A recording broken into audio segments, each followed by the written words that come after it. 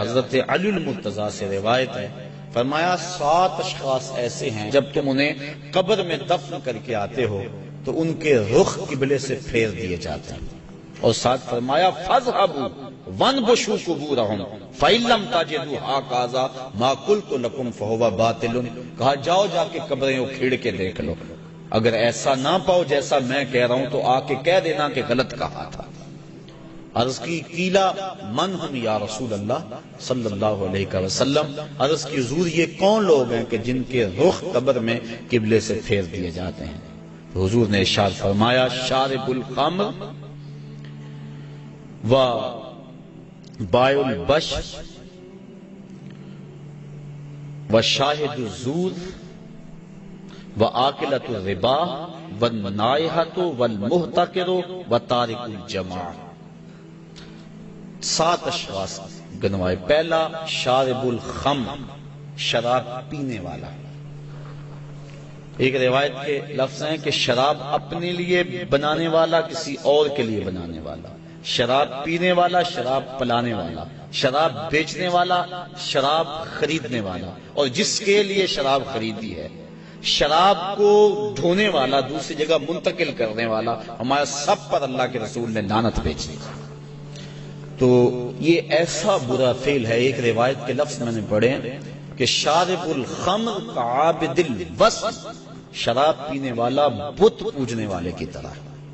ہمارے معاشرے میں شراب نوشی سرایت کر گئی ہے، اور اب تو بعض طبقوں کے اندر یہ برا بھی نہیں سمجھا جاتا، جبکہ حلال سمجھ کے پینا تو کفر ہے، اور اس کو حرام سمجھتے ہوئے اس کی حرمت کے قائل ہونے کے باوجود پینا یہ گناہ کبیرہ ہے، اور منع فرمایا گیا سختی کے ساتھ۔ ارشاد فرمایا ایک تو ویسے بھی شرابی جب مرتا ہے اسے مرتے ہوئے کلمہ نصیب نہیں ہوتا، اور دوسرا یہ روایت جو میں نے آپ کے سامنے رکھی کہ اس کا قبلے سے رخ پھیر دیا جائے گا۔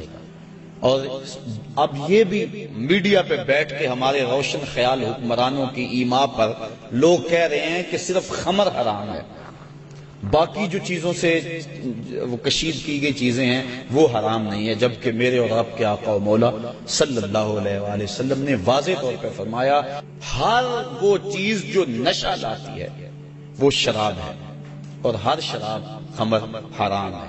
تو وہ نشہ چاہے کوئی بھی چیز لانے والی ہو اس کو شریعت نے واضح طور پہ حرام کر دیا۔ یہ دوسرا بائع البش، جن کے رخ جو ہیں وہ قبلے سے پھیر دیے جائیں گے، تو فرمایا ان میں سے بردہ فروشی کرنے والا، انسانوں کی خرید و فروخت کرنے والا۔ اب دنیا پہ یہ اس انداز سے غلامی کا انداز تو نہیں ہے، لیکن اعضائے انسانیہ کو اب بھی لوگ فروخت کر رہے ہیں۔ آپ روزانہ اخبارات میں پڑھتے ہیں کہ گردہ فروشی کا کاروبار اور مختلف اعضائے بدنیہ کا کاروبار۔ تو یہ دوسرے وہ شخص جو انسان یا انسان کے کسی عضو کا کاروبار کرتے ہیں، کل جب وہ مریں گے تو ان کا رخ قبلے سے پھیر دیا جائے گا۔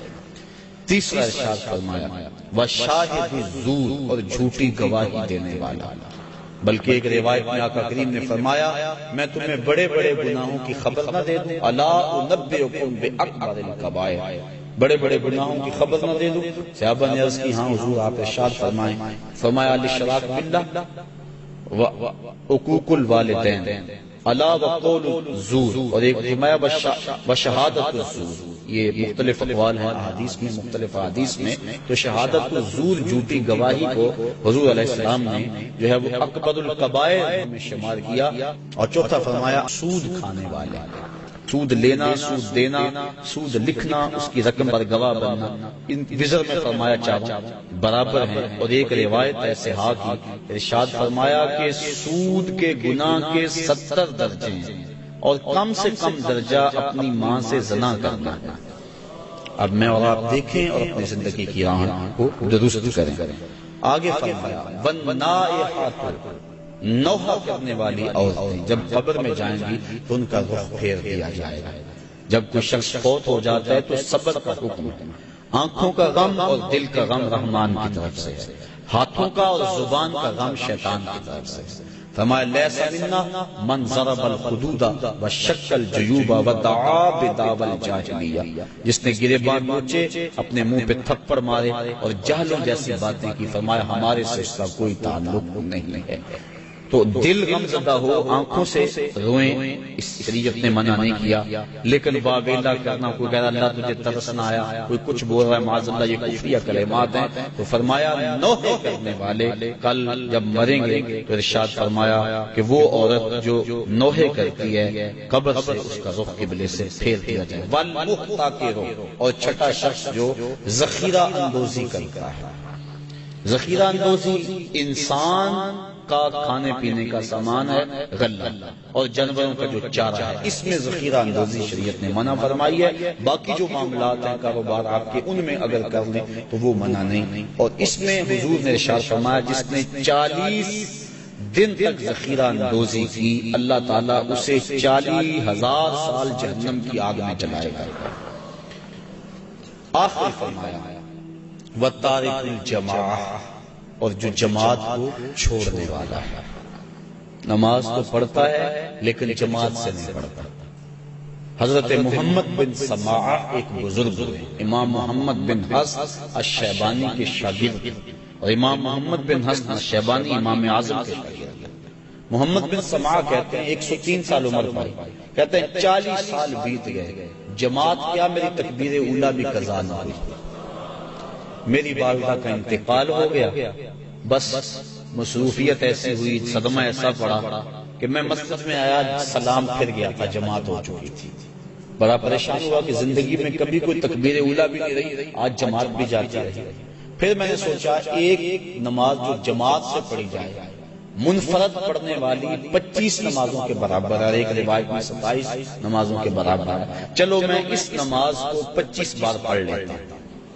کہتے ہیں میں کھڑا ہو گیا اور اس نماز کو، ان فرائض کو میں نے 25 بار پڑھا، اور جب 25ویں بار پڑھ رہا تھا تو حاطب سے آواز آئی، اے محمد بن سماعہ، تم نے نماز تو 25 مرتبہ پڑھ لی، لیکن جب امام ولدالضالین کہتا ہے اور اس کے ساتھ فرشتے آمین کہتے ہیں، وہ آمین کہاں سے لاؤ گا؟ تو کہتے ہیں میں پریشان ہوا کہ میں 25 چھوڑ کے 25,000 مرتبہ بھی پڑھوں لیکن جماعت کی فضیلت نہیں پا سکتا۔ تو فرمایا وَتَارِكُ الْجَمَاعَةِ، اور جماعت کو ترک کرنے والا۔